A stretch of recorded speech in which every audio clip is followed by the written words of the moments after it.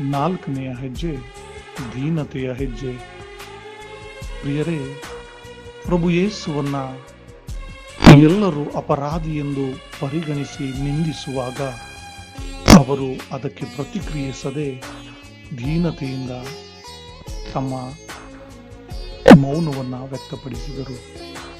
ಹೌದು ಪ್ರೀತಿಯ ಸಹೋದರ ಸಹೋದರಿಯರೇ, ನಮ್ಮ ಜೀವನವನ್ನು ಒಮ್ಮೆ ಅವಲೋಕಿಸಿ ನೋಡೋಣ.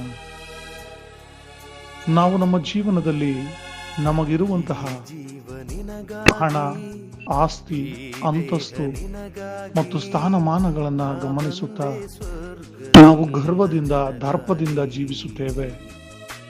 ನಮ್ಮಲ್ಲಿ ಏನಾದರೂ ಕುಂದು ಕೊರತೆಗಳನ್ನು ಕಂಡು ಹಿಡಿದಾಗ ನಾವು ಅದಕ್ಕೆ ಪ್ರತಿಕ್ರಿಯಿಸುತ್ತೇವೆ. ಪ್ರಿಯರೇ, ಈ ತಪಸ್ಸು ಕಾಲದಲ್ಲಿ ಕ್ರಿಸ್ತನಂತಾಗಲು ನಾವು ಸಹ ದೀನತೆಯನ್ನು ನಮ್ಮದಾಗಿಸಿಕೊಳ್ಳೋಣ.